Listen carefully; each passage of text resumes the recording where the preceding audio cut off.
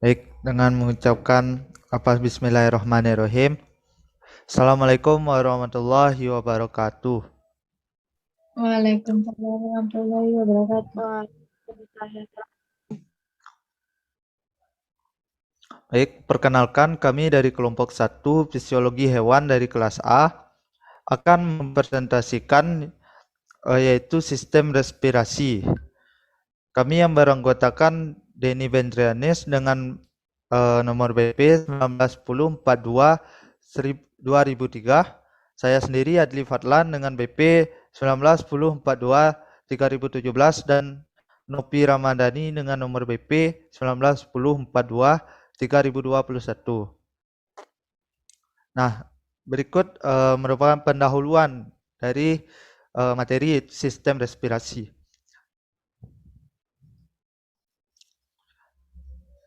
Pendahuluan pada sistem respirasi yaitu pengangkutan O2.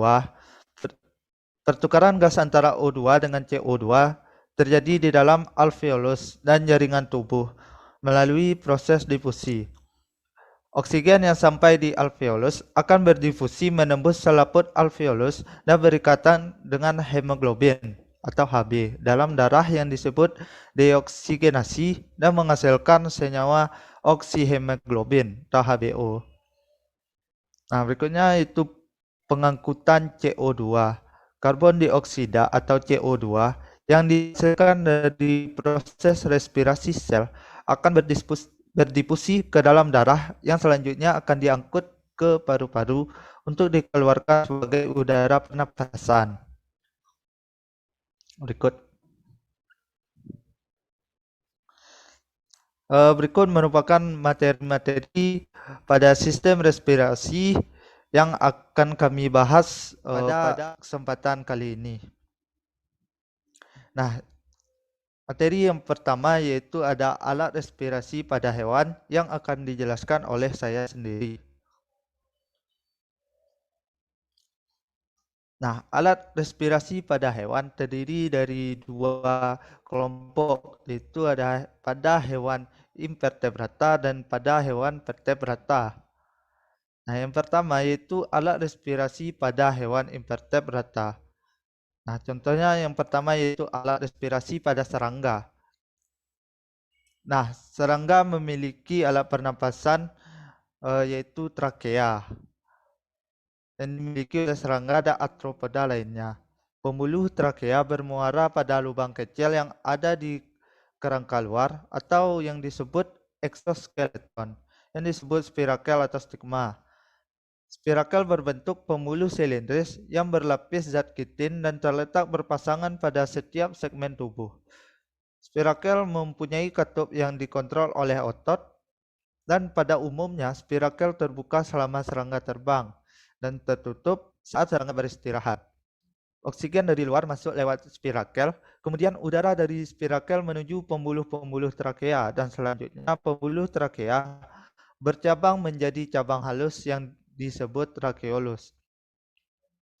Trakeolus ini mempunyai fungsi yang sama dengan kapiler pada sistem pengangkutan transportasi pada vertebrata. Berikut. Nah, yang kedua yaitu alat respirasi pada kalajengking dan laba-laba. Kalajengking dan laba-laba besar atau arachnida yang hidup di darat memiliki alat pernapasan berupa paru-paru buku. Sedangkan jika hidup di air bernapas dengan insang buku. Paru-paru buku memiliki gulungan yang berasal dari invaginasi perut.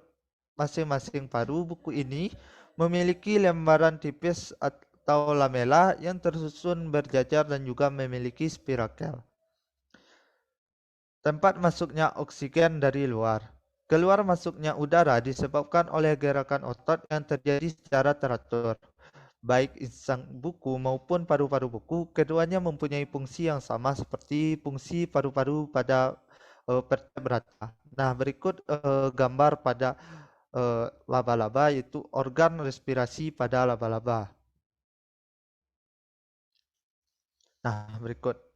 Nah, yang ketiga yaitu alat respirasi pada protozoa. Nah, hewan dalam golongan ini melakukan pernapasan melalui seluruh permukaan sel. Oksigen dan karbon dioksida masuk dan keluar melalui membran sel secara difusi. Oksigen dan karbon dioksida tersebut merupakan gas-gas yang terlarut di dalam air, contohnya pada amuba sp.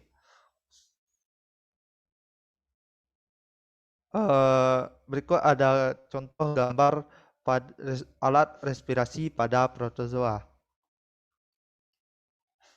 Nah, selanjutnya yaitu alat respirasi pada Porifera. Hewan filum ini tubuhnya tersusun atas banyak sel dan memiliki jaringan yang sangat sederhana. Porifera tidak memiliki alat pernapasan khusus.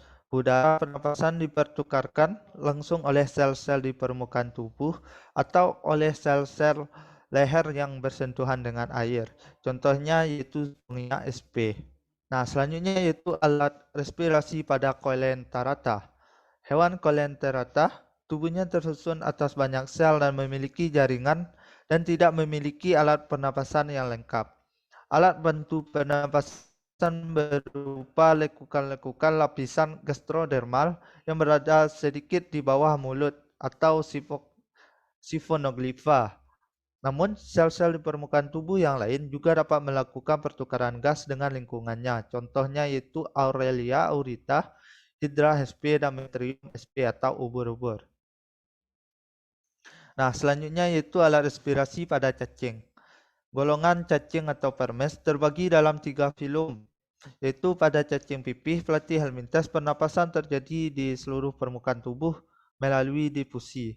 Pada cacing gilik tidak bersegmen atau Nemathelminthes pernapasannya juga melalui difusi lewat permukaan tubuhnya, sedangkan pada Annelida pernapasannya melalui permukaan kulit yang selalu basah oleh cairan mukus. Selanjutnya.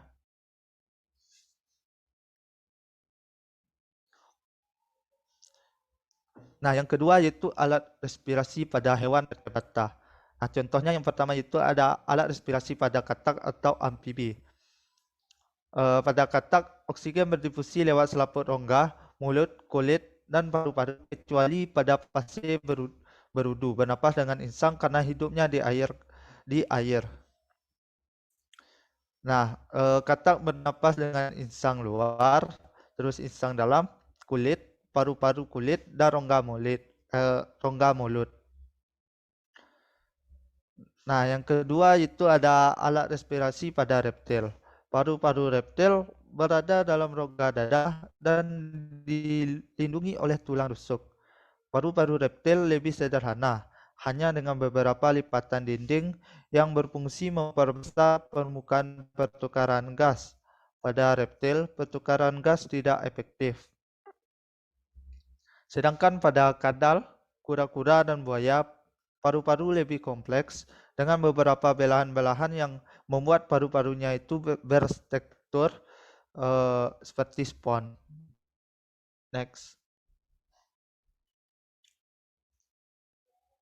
Nah, yang ketiga yaitu alat respirasi pada burung. Nah, pada burung, tempat berdifusinya gas pernapasan hanya terjadi di paru-paru. Paru-paru burung berjumlah sepasang dan terletak dalam rongga dada yang dilindungi oleh tulang rusuk.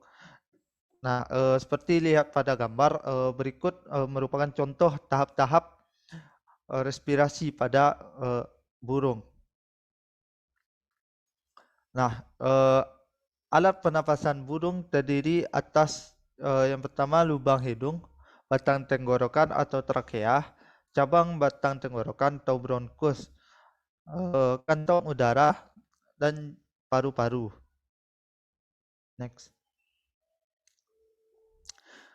Nah, selanjutnya materi yang kedua yaitu ada tahap pernapasan pada hewan yang akan dijelaskan oleh saudari Novi Ramadhani. Kepada Novi kami persilakan. Baik, terima kasih kepada moderator. Selanjutnya saya akan membahas tentang tahap pernapasan pada hewan. Tahap pernapasan pada hewan, ikan hidup di air rawa, sungai, laut, kolam, dan danau. Ikan bernafas dengan insang. Pernafasan insang berlangsung 2 tahap, yaitu tahap pertama adalah tahap pemasukan. Pada tahap ini, mulut ikan membuka dan tutup insang menutup, sehingga air masuk ke rongga mulut, kemudian menuju ke lembaran insang. Disinilah oksigen yang larut dalam air diambil oleh darah. Selain itu, darah juga melepaskan karbon dioksida dan uap air. Yang kedua yaitu tahap pengeluaran. Mulut menutup dan tutup insang membuka, sehingga air dari rongga mulut mengalir keluar melalui insang. Air yang dikeluarkan ini telah bercampur dengan karbon dioksida dan uap air yang dilepas darah untuk ikan yang hidup di lumpur, seperti ikan lele, gabus, dan ikan betok. Pada insangnya terdapat banyak lipatan yang disebut labirin. Ikan juga mempunyai gelombang renang yang berfungsi untuk menyimpan oksigen dan membantu gerak ikan naik turun. Yang ketiga yaitu mekanisme transport gas. Yang pertama yaitu mekanisme transport gas pada serangga. Misalnya ini pada belalang. Jika otot perut belalang berkontraksi, maka trakea memipis sehingga udara kaya karbon dioksida keluar. Sebaliknya, jika otot perut belalang berelaksasi, maka trakea kembali pada volume semula sehingga tekanan udara menjadi lebih kecil dibandingkan tekanan di luar yang kaya oksigen masuk ke trakea. Sistem trakea berfungsi mengangkut oksigen dan mengedarkannya ke seluruh tubuh. Dan sebaliknya mengangkut karbon dioksida hasil respirasi untuk dikeluarkan dari tubuh. Berikut foto transport gas pada belalang. Next, Denny. Yang kedua yaitu mekanisme transport gas pada ikan. Mekanisme pernapasan pada ikan melalui dua tahap, yakni inspirasi dan ekspirasi. Pada fase inspirasi, oksigen dari air masuk ke dalam insang, kemudian oksigen diikat oleh kapiler darah untuk dibawa ke jaringan-jaringan yang membutuhkan. Sebaliknya, pada fase ekspirasi, karbon dioksida yang dibawa oleh darah dari jaringan akan bermuara ke insang dan dari insang diekstrasikan keluar tubuh. Berikut contoh pada transport gas perikan. Yang ketiga yaitu mekanisme transport gas pada katak. Mekanisme pernapasan pada katak melalui dua tahap, yaitu inspirasi dan ekspirasi. Yang keduanya terjadi saat mulut tertutup. Mekanisme inspirasi, otot stemohyoideus berkontraksi sehingga rongga mulut membesar. Akibatnya oksigen masuk melalui kuane. Setelah itu kuane menutup dan otot rahang bawah dan otot geniohyoideus berkontraksi sehingga rongga mulut mengecil. Rongga mulut mengecil mendorong oksigen masuk ke paru-paru lewat celah-celah. Dalam paru-paru terjadi pertukaran gas. Oksigen diikat oleh darah yang berada di kapiler dinding paru-paru dan sebaliknya karbon dioksida dilepas ke lingkungan. Mekanisme ekspirasi, otot-otot perut dan stermohyoideus berkontraksi, sehingga udara dalam paru-paru tertekan keluar dan masuk ke dalam organ mulut. Celah tekak menutup dan koana membuka. Bersamaan dengan itu, otot rahang bawah berkontraksi, yang diikuti dengan berkontraksinya geniohyoideus, sehingga rongga mulut mengecil. Mengecilnya rongga mulut, maka karbon dioksida keluar. Next, Den.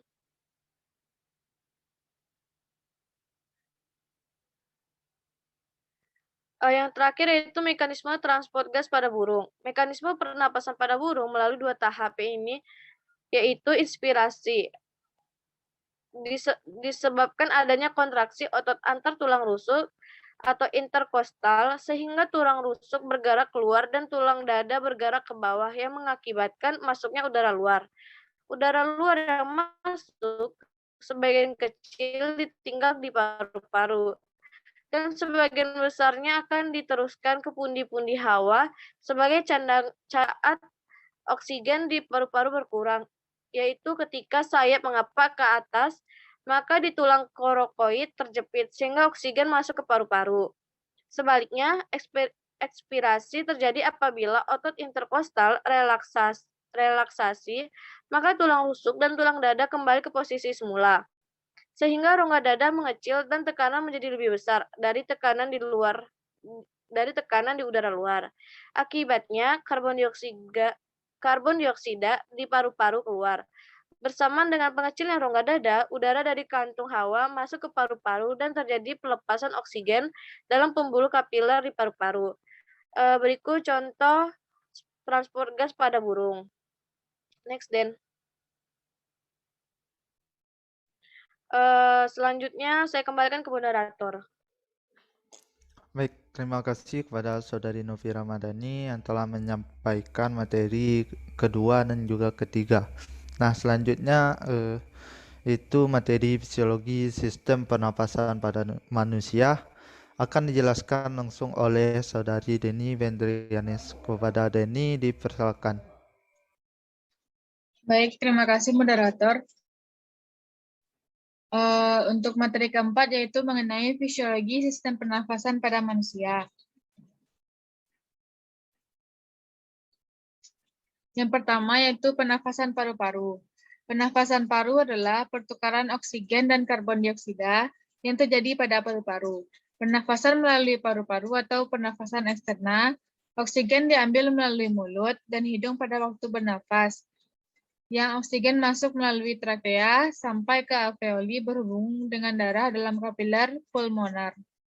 Alveoli memisahkan oksigen dari darah, oksigen menembus membran, diambil oleh sel darah merah, dibawa ke jantung, dan dari jantung dipompakan ke seluruh tubuh.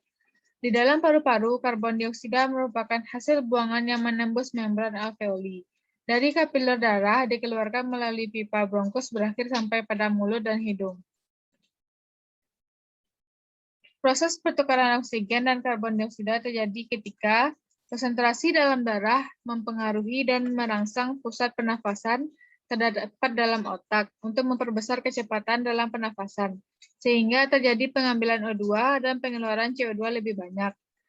Darah merah atau hemoglobin yang banyak mengandung oksigen dari seluruh tubuh masuk ke dalam jaringan, mengambil karbon dioksida untuk dibawa ke paru-paru, dan di paru-paru terjadi pernafasan eksterna. Yang kedua yaitu pernafasan sel. Yang pertama, transport gas paru-paru dan jaringan. Selisih tekanan parsial antara O2 dan CO2 menekankan bahwa kunci dari pergerakan gas O2 mengalir dari alveoli masuk ke dalam jaringan melalui darah. Sedangkan CO2 mengalir dari jaringan ke alveoli melalui pembuluh darah. Akan tetapi, jumlah kedua gas yang ditransfer ke jaringan dan dari jaringan secara keseluruhan tidak cukup bila O2 tidak larut dalam darah dan bergabung dengan protein membawa O2 atau hemoglobin. Demikian juga CO2 yang larut masuk ke dalam serangkaian reaksi kimia reversibel yang mengubah menjadi senyawa lain.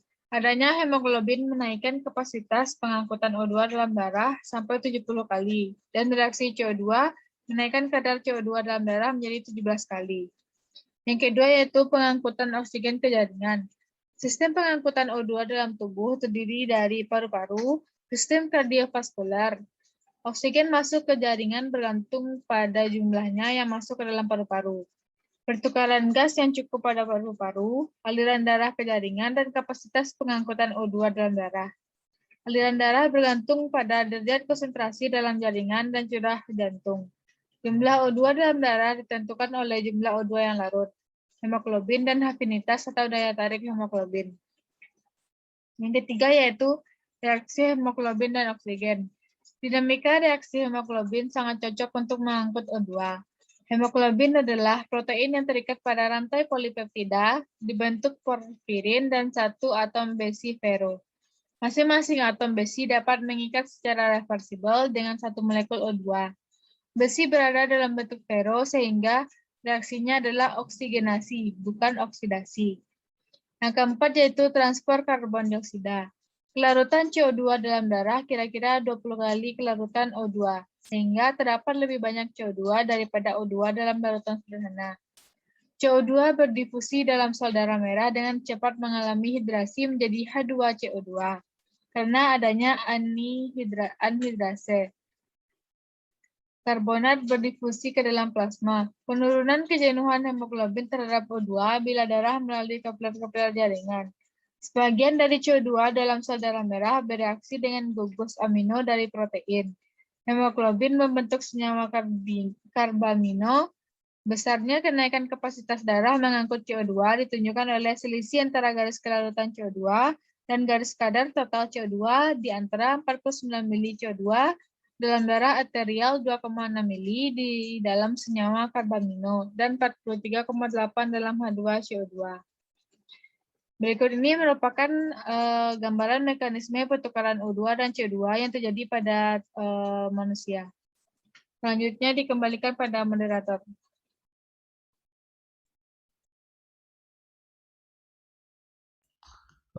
Baik, terima kasih kepada Saudari Deni Vendrianes yang telah memaparkan materi yang keempat.